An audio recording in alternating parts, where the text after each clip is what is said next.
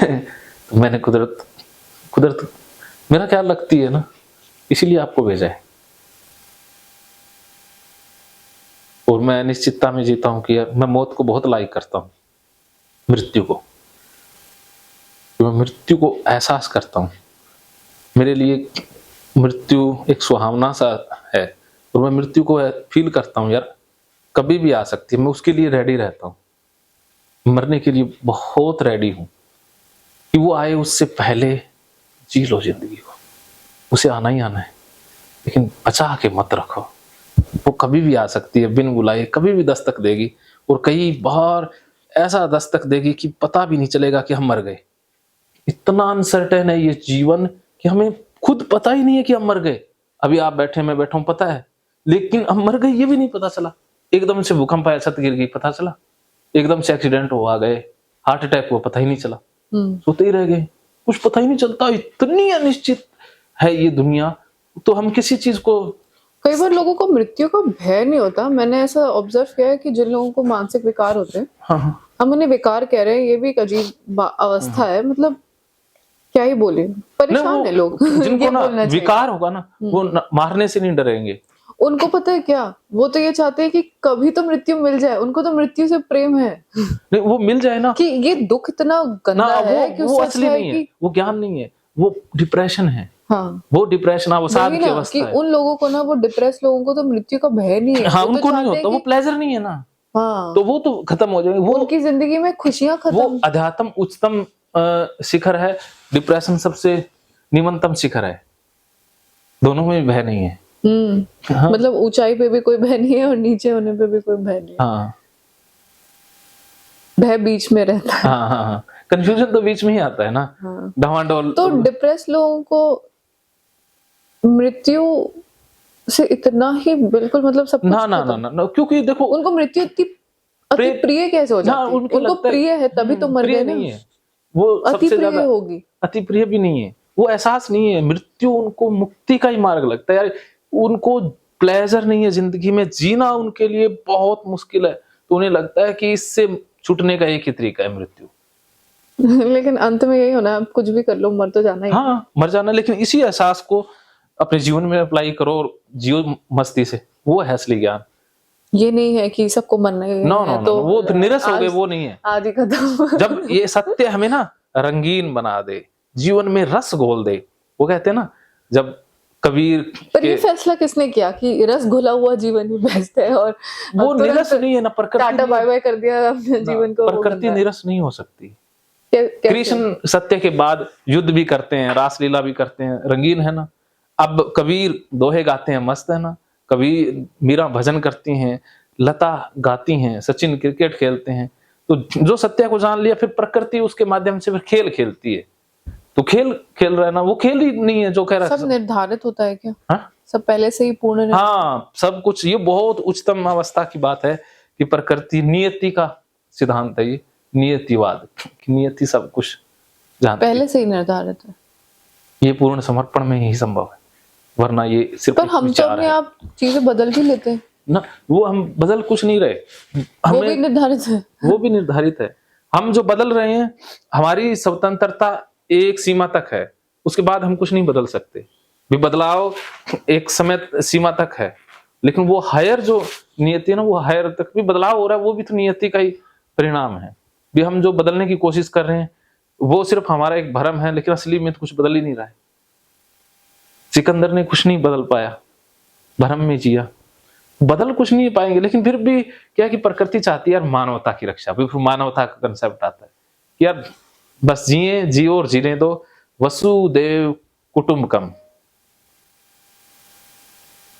हाँ, तो वो वही है ना, बस यार जीवों की रक्षा, या प्रत्येक वो अपनी रक्षा कर पाएगा जीवों की। हर एक जीव में, हर प्रकृति के जर्रे जर्रे में वही दिखाई देगा। तो अब विनाश नहीं करेगा ना वो। अर्जुन, असली अर्जुन को कैसा लग रहा है? नींद आ रही है? नींद तो आएगी ना, ज्ञान नीरस होता है। नहीं, अभी वो छोटा भी है ना, तो बस ऐसे ही पता करना चाहती हूँ, क्या आपको भी कुछ समझ आ रहा है या फिर बोर हो रहे हो कि क्या बातें कर रहे हैं? एक सच्चाई होती है, कैमरामैन का फोकस कैमरे पर होता है ना, हाँ, उसकी रिकॉर्डिंग में ध्यान ज्यादा रहता है, उसको ज्ञान में नहीं। वरना कथाकार होते हैं, उनके पास कैमरामैन होता है, वो कभी भी गुरु नहीं बनते कैमरामैन। वो रिकॉर्डिंग फोकस, आपका मेरा फोकस अलग है, इसका फोकस अलग है ना। हम अपने फोकस से सीखते हैं कि हमारा फोकस कहाँ है ना। सही बात। तो इसलिए 10 लोग बैठे हों अपने अपने काम में, तो वो कुछ नहीं ले पाएंगे, क्योंकि उनका फोकस नहीं है। ले वही पाएगा जिसके अंदर फोकस, कंसंट्रेट है। पर अगर अपना काम पे फोकस भी ना करें तो हम उस काम में भी अच्छे नहीं रहेंगे। हाँ, तो फोकस हो जाएगा उसमें, फिर वही तो समर्पण है। वो अपने कर्म के प्रति समर्पण है, तो वो उसी अवस्था में ही है। वो हम जिसकी बात कर रहे हैं, वो तो पहले ही उसमें जी रहे हैं ना। कनेक्शन है सब चीजों का, सब चीजें इंटरलिंक्ड हैं, जुड़ी हुई हैं। लेकिन हमारा जो ज्ञान है वो अलग अलग करके देखता है। समर्पण सब चीजों को एक ही बना देता है। समझ रही हूँ।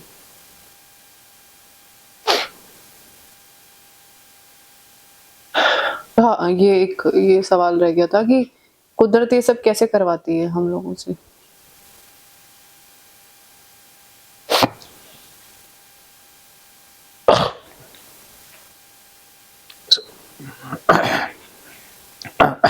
अब देखो, कुदरत का जो नियम है ना, वो ठीक है। कुदरत के नियम आज से नहीं, हजारों, अब कुदरत के निर्माण को ही देखना पड़ेगा ना, प्रकृति के निर्माण को ही हमें देखना पड़ेगा। फिर ये कैसे करवाती है, इसके लिए अस्तित्व में जाना पड़ेगा ना हमें। वो जो हाँ, वैसे कुछ करवाती नहीं कुदरत, बस राह खोलती जाती है, मतलब अपॉर्चुनिटीज देती जाती है एक तरीके से इवोल्यूशन के लिए। हाँ, कि इसके बाद चूज करो, इसके बाद चूज करो। हाँ, नेचुरल सिलेक्शन एक तरीके से। ये कुदरत धरती है, पता नहीं इस ब्रह्मांड में कितनी ऐसी धरतियां होंगी। मानते हैं आप ये बात? चलो हम नहीं, धरतियां तो अनगिनत हो सकती है, क्योंकि प्लैनेट्स भी बहुत है, अब यूनिवर्स हमें, मिले, क्योंकि गैलेक्सीज मिले। हायर वो ज्ञान है ना, जब अंत तक पहुंच जाए फिर वो जीरो होता है। कोई भी, हमने शुरू में कहा, कोई भी इमोशन है वो पीक पर जाएगा फिर जीरो होगा ना। तो ऐसे ही जब ज्ञान पूरा जहां तक उसकी सीमा है, उस सीमा से ही वापस लौट सकता है, बीच में से तो संभव नहीं है। तो वहां तक जाने के बाद वापस आते हैं, फिर ये चीजें क्रिएट होती हैं। तो हमें लगता है कि ये दुनिया इतनी नहीं है। अगर हम प्लेन में चले जाएं तो दुनिया अलग व्यू होगा, अगर हम और ऊंचाई पर चले जाएं तो धरती एक गोला बन के रह जाएगी, अलग व्यू होगा ना। अगर हम और भी ऊपर चले जाएं तो सारे जो ये प्लेनेट घूमते हुए कतार में दिखाई देंगे, वो है ना, उससे भी आगे है। और ऊपर चले जाएं तो सूरज के इर्द गिर्द घूम रही हैं चीजें, घूम ही रही है ना। तो वहां पर है, उससे आगे चले जाएं तो और बहुत सारे सूरज हैं जिसके इर्द गिर्द पता नहीं कितने घूम रहे हैं। उसके इर्द गिर्द चले जाओ तो करोड़ों अरबों गैलेक्सीज हैं। हमारी तो मिल्की वे आकाशगंगा, जिसमें अरबों खरबों तारे होंगे, कोई अनगिनत है, और ऐसी अरबों खरबों गैलेक्सीज होंगी। और ऐसी अरबों खरबों गैलेक्सीज से बन के बना है यूनिवर्स। और ऐसे अरबों खरबों यूनिवर्स होंगे तो मल्टीवर्स है, वो पता नहीं कितने मल्टीवर्स होंगे। तो अब इतना कुछ अनंत है, अभी हमारी सोच भी जहां जाके समाप्त हो जाती है। अभी जितने हम कल्पना भी नहीं कर सकते, उससे भी परे है ये ब्रह्मांड। अनंत अनंत है।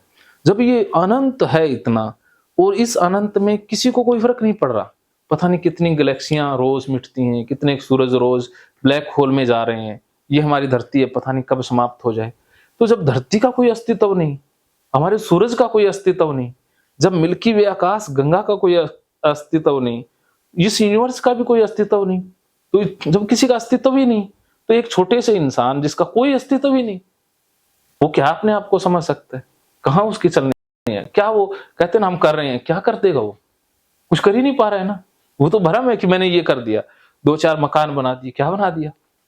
इसकी कोई वैल्यू है जब धरती की कोई वैल्यू नहीं है? धरती की क्या, इस यूनिवर्स की कोई वैल्यू नहीं, यहाँ कुछ नहीं बन पा रहा है। ऊपर से भगवान को लगता है चींटियां हैं अपना चींटियां क्या, उसको कोई पता भी नहीं है। चींटियां तो बहुत दिखती तो हैं, हम तो कोई मतलब जब यूनिवर्स चींटी है उसके लिए, और उसमें हम कहाँ हैं, कोई अस्तित्व है, कहीं कोई खबर है? हमारी चेतना का अस्तित्व है। चेतना तो वो उससे लिंक्ड होगी ना, चेतना तो उतना, ये भी छोड़ो एक बार, फिर जब है ही नहीं इतना, तो फिर हम कहाँ क्या सोच सकते हैं यार, अब तो कुछ भी नहीं है, सारा खाली हो गया ना, ज्ञान तो सारा धराशायी हो गया ना, वो खालीपन आया ना, यार कुछ भी नहीं है, बस यही ज्ञान है कि कुछ है ही नहीं, सारा कुछ छूटा। तो वो अवस्था है वो समर्पण की, फिर समर्पण ही आएगा। अब बचा ही क्या, जब सारा ज्ञान ही समाप्त हो गया कि कुछ किसी का कोई वैल्यू ही नहीं, हम 100 को मार भी दें क्या फर्क पड़ जाएगा, सिकंदर ने दुनिया जीत ली, क्या फर्क पड़ गया, कोई धरती का उसने कोई एक कण मिटा नहीं सकता, एक कण पैदा नहीं कर सकता। ये आकृतियां बना दें, एक बच्चा मिट्टी के खिलौने बना रहा है, बिगाड़ रहा है, 2-4 चींटियों को मार रहा है, 2-4 पक्षियों को मार देगा। हमारे लिए ये हुआ ना कि हमने अपनी जिंदगी जी ली, उन्हें तो ये लगा ना कि मैंने तो हमें लगना सत्य नहीं है ना, वो तो हमारा ईगो या हमारी जो बुद्धि है उसको लगता है, लेकिन बुद्धि से परे असली जो समर्पण है वो तो बुद्धि की अवस्था नहीं है। तो हमें उतने ऊंचे तक जाकर के वापस आना होगा ना, फिर देखो, फिर हमारे लिए डर कहाँ रहेगा, भय कहाँ रहेगा, इस आकृति के वहां पहुंचना भी तो। बताओ कहाँ गंदगी रहेगी, कहाँ सफाई रहेगी, कुछ रहा, कंसेप्ट ही नहीं बचा ना, बस। तो अब लोग यही तो बोलते हैं, उस अवस्था को कैसे प्राप्त हो? 3 मार्ग हैं, आपने यही बताया, समर्पण सबसे इजीएस्ट मार्ग है। दूसरा कर्म योग, तीसरा ज्ञान योग। जो मैंने इतना कुछ बड़ा बताया, ये ज्ञान योग का पार्ट था, जो इजी वे में बता दिया। जो साइंटिस्ट है उतने अवस्था तक जाके वो समर्पित हो ही जाते हैं, प्रकृति का अनंत है तो ठहराव आता है ना।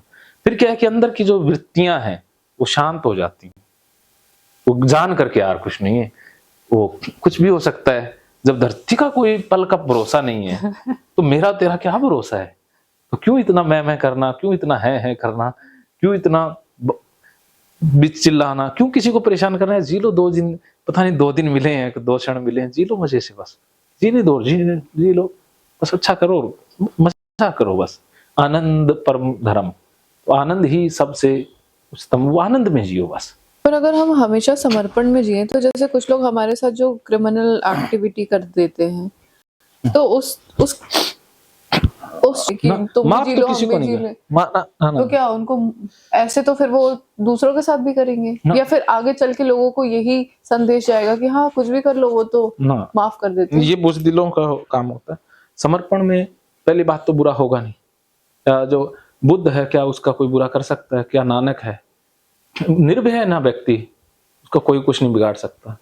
नानक को क्या गुंडे नहीं मिले, मारने वाले भी मिले, लेकिन वो प्रभाव उस व्यक्ति का इतने ज्यादा हो जाता है, जो निर्भय है उसके अंदर से वाइब्रेशन या एनर्जी या फ्रीक्वेंसी ऐसी निकलती है कि जो निमंतक शक्तियां, वो पहली बात तो उसके पास आएंगी नहीं, टिकेंगी नहीं, उसके पास नहीं आ पाएंगी वो शक्तियां, भी उसका हो रहा ही निर्मित हो जाता है, समझ रहे हैं, भी वो एक जीता जाता फ्रीक्वेंसी का बन जाता है।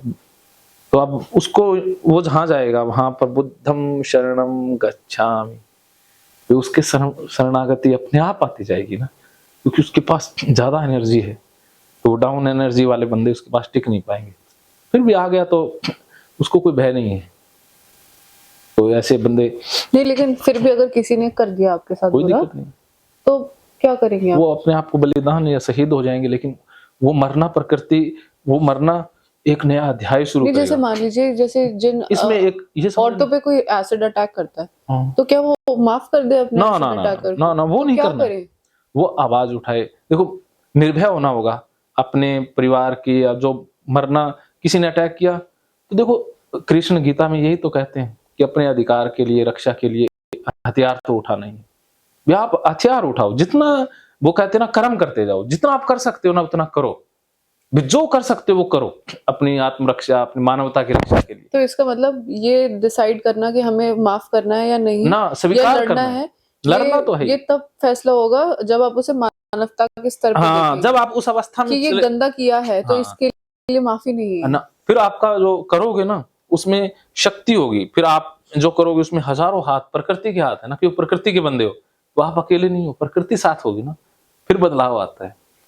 हम ऐसे तो हम अकेले हैं अब, लेकिन तब कोई गलत हुआ तब प्रकृति आपके माध्यम से फिर पूरा वो हजूम तैयार कर लेगी, पता नहीं कब कोई क्रांति आ जाए, कब कोई रेवोल्यूशन आ जाए, प्रकृति ना उस समय आपका रेप हुआ या एसिड अटैक हुआ, क्योंकि आपका शरीर तो है ही नहीं, प्रकृति का है, तो शरीर पर अटैक प्रकृति ने करवाया ताकि आपके माध्यम से लाखों लोगों की जिंदगियां बच जाए, क्योंकि आपका शरीर तो प्रकृति का है। तो प्रकृति चाहे उसको कुछ क्षति पहुंचा के फायदा करवाना चाहे कुछ भी, तो प्रकृति करवाया ना उसने, ताकि मानवता में एक वो लाभ जैसे पाए। मैं बहुत समय तक इस द्वंद में भी रही हूँ कि उस दिन जो मैंने पुलिस बुलाई, जिसके बाद हस्बैंड अरेस्ट हो गए, उनका दोस्त को पुलिस ने मार पीटा और अरेस्ट हो गए, वो लोग एक रात जेल में रहे, जिसकी वजह से ही उनको है ना कि अब नहीं रहना। ये तो इन्होंने एकदम उच्चतम काम कर दिया कि अब अरेस्ट करा दिया। हाँ। लेकिन उस समय वो तीनों, मैं अकेले घर पे थी और मुझसे बहुत बदतमीजी कर रहे थे, मतलब तू तू तू करके बात करना कि मेरा भाई तुझे तलाक देगा ही, तू कौन है, तू तो पागल है, तू तो मानसिक रूप से विकार है। मैं बल्कि ये कह रही हूँ कि मैं बस इस इंसान को अपने घर पे नहीं रखना चाहती हूँ। अभी 4 दिन पहले इन्होंने, मेरे पिताजी, मुझसे, हर किसी से कहा कि अब इसे ये नहीं लाएंगी, इन्हें पता चल गया, नहीं अच्छा लग रहा, ये नशे कर रहे हैं, मैं अब इन्हें घर पे नहीं स्वीकारना चाह रही हूँ। मैं इनका सामान आपको दे देती हूँ, एक बैग रखा है, आप वो ले जाओ या ऊपर वाले कमरे में बैठ जाओ। हस्बैंड बोले नहीं, यही आएगा, यही आएगा, आप पागल हैं, आप पागल हैं। मेरे पिताजी से लड़ रहे हैं कि आपकी बेटी, मुझे लगता है कौन रह रहा है मेरे घर पे, ये वो, और इतनी गंदे गंदा उनका भाई कि तू तो बेरोजगार है, तू तो ये है, तू तो वो। बल्कि मैं पढ़ रही हूँ, फिर भी मुझे इस तरीके की भाषाओं का उपयोग किया गया, इतना बदतमीजी किया गया कि हम पुलिस बुला लेते हैं, हमको अपने घर में नहीं घुसने दे रही हो। तो मैंने उसे अपनी आत्मरक्षा के लिए बुलाया था कि आप लोग जो ये कर रहे हैं, तो एटलीस्ट मुझे घर पे कोई तो चाहिए जो मेरे साथ बैठे और जिसको भी पता हो कि कुछ भी हो रहा है, कितनी बदतमीजी हो रही है, मैं अकेले कैसे ये सब देखूं। तो इसके लिए मैंने उन्हें फोन किया था, पर उनके मित्र ना पुलिस से भी बदतमीजी कर रहे थे, उनको रिकॉर्ड कर रहे हैं या कुछ कर रहे हैं। फिर पुलिस वाले होते हैं, आप वो फिर कंट्रोल ही नहीं कर सकते, वो लोग कहाँ जाते हैं। फिर वो उसके दोस्त को ले गए कि एक दो घर में गांजा लेके आया हुआ है, ये वो, और ऐसी हरकतें कर रहे हैं। और फिर उसके दोस्त को मारा, मतलब चांटे मारे, और फिर अंदर रख लिया लॉकअप में। और हस्बैंड को छोड़ रहे थे, पर हस्बैंड बोलते नहीं, मैं इसको छोड़ के नहीं जाऊंगा, तो वो भी रहे। फिर उसके बाद से उनके घर वाले और सब ये कि जेल तक पहुंचा दिया इस लड़की ने, ये काम किया। अगले दिन बेल हुई ना उनकी, क्योंकि रात हो गई थी, तो वो छोड़ते भी नहीं है फिर, मतलब क्राइम करते हैं वैसे। हाँ, तो ये बोलते हैं कि उन लोगों ने मतलब घर में वाद विवाद का मुकदमा लगाया था, बल्कि वो था तो पूरा एनडीपीएस का मामला, ड्रग्स वगैरह का था, पर वो सब, और यहाँ तक कि मेंटल अब्यूज, डोमेस्टिक वायलेंस जो चल रहा था घर पे, वो सब का मैंने मुकदमा नहीं दर्ज कराया। तो बहुत समय तक सब मुझे यही कह रहे हैं कि आपने गलत किया, ये बुला के ये गलत किया। पर उस समय मेरी डिग्निटी किस लेवल पे हर्ट की गई थी, मैं आपको बता नहीं सकती। वो आदमी मुझे पत्नी मानने से ही अस्वीकार कर रहा है, मेरी सुरक्षा ही नहीं करना चाहता। वो ही अर्जुन वाली बात थी ना। तो उस समय मैं क्या करती फिर, वो द्रौपदी वाला ही। तो यही सोचती हूँ कि क्या मैंने सही किया या गलत किया, क्या इस चीज को मैं एक कड़वा घूंट समझ के पी लेती कि हाँ इसने कर ली मेरी बेइज्जती, वो एक बात कर लो। अब फिर तो वो आगे चल के और कर, फिर तो मेरा आत्मसम्मान पूरा ही खत्म, जीरो होता, आपका मानसिक शारीरिक शोषण होता है। वही, फिर तो ये था कि वो तो हर चीज में मुझे फिर तलाक की धमकी देते कि ये बात नहीं मानी, अब तो मैं तो एक बात मानती तो सारी बातें माननी पड़ती। लेकिन आपने डिसीजन लिया वो पूरा ही लेना था, आर पार की लड़ाई, अब बीच में नहीं लटकना। अब आपने ये सोच लेना, मैं मनोवैज्ञानिक होने के नाते बताता हूँ, मैंने आपको समझाया, उसको नहीं जानता, लेकिन वापसी के दरवाजे पूरे ही बंद हैं, बंद ही कर लो, आप खुलने की उम्मीद ना रखो, वही आपके लिए समस्या बनेगी कि वापसी का दरवाजा अब नहीं खोल सकती आप। या एक बार समर्पण कर दो कि अब वापसी संभव नहीं है, अब मुझे अपना मुकाम खुद बनाना है। आप जब ये सोचेंगे कि सब ठीक हो जाए, ये संभव नहीं है मेरे हिसाब से, क्योंकि आगे प्रकृति का कोई भरोसा नहीं है। लेकिन अब आप अपना मुकाम खुद बनाएंगे। मैंने भी ये चीज को सोचना चालू कर दिया है, पर मतलब धीरे धीरे आते हैं ना, आप उस स्टेज में पहुंचने लगते हो कि आपने देख लिया कि अभी भी ये इंसान नहीं सुधरा, आगे चल के इसने और गंदे इल्जाम लगा दिया आप पे, और मतलब तलाक के लिए तक गिर गया कि इस लेवल पे गिर गया, वो ना एग्री भी हो जाएगा। यहाँ तक कि हम जब कोर्ट की प्रोसीडिंग के लिए मिले भी जयपुर में, तब वो मेरे साथ बैठे हैं और वो मुझसे बोलते हैं और बताओ कितने लड़के घुमा रही हो। मेरा मन तो कर रहा कि मैं बोलूं, मैंने तो उनसे ये कहा कि निकल जाओ यहाँ से वरना मैं मार दूंगी। फिर डोमेस्टिक वो वायलेंस का केस और लगाओगे कि शर्म नहीं आती इतनी घटिया बात बोलते वो हुए। चाहता आपसे यही था, उसके अंतर्मन में तो यही था कि आप उस जैसी हो जाएं।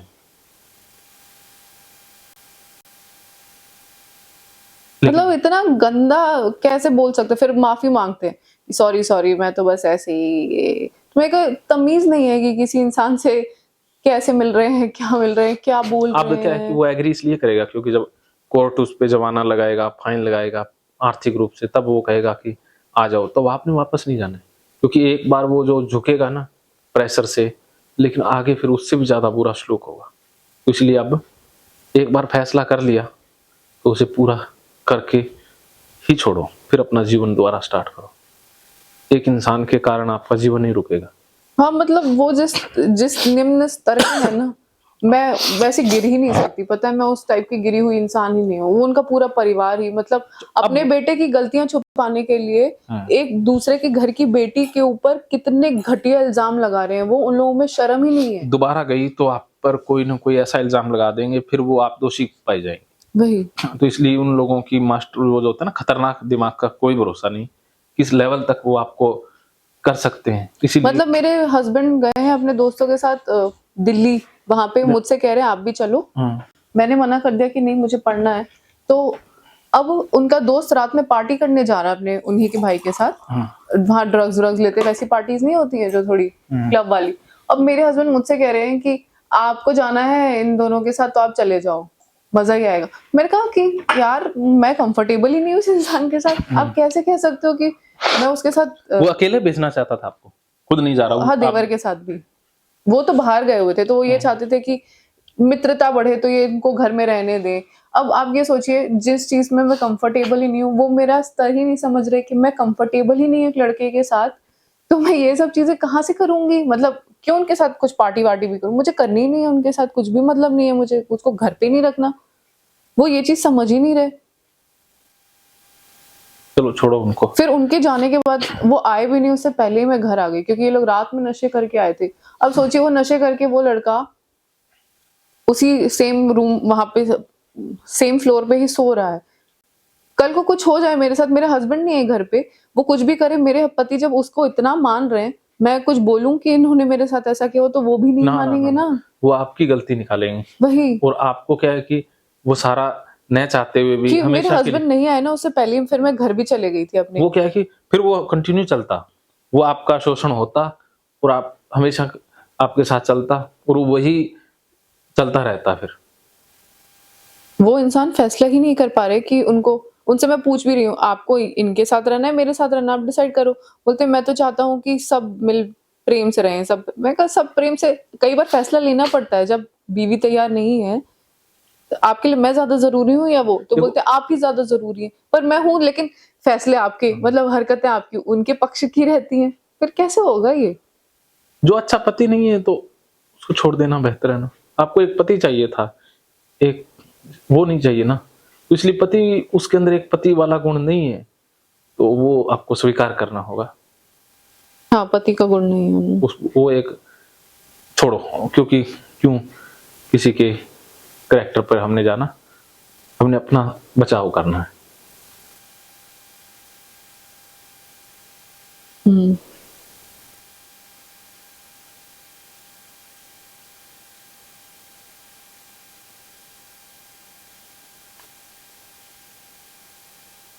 गुस्सा आ रहा है, हाँ चलो पिटाई करते हैं फिर उसकी।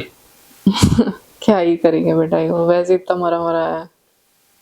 आपके एक हाथ की मार है वो।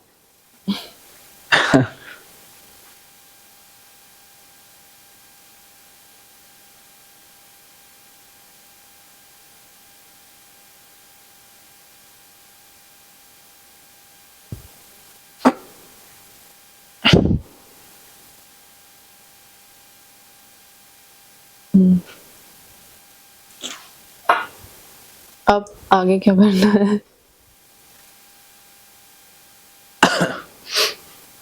हाँ, अभी तक क्या हुआ? नहीं डिस्कशन हुआ हमारा। कैसा फील हो रहा है?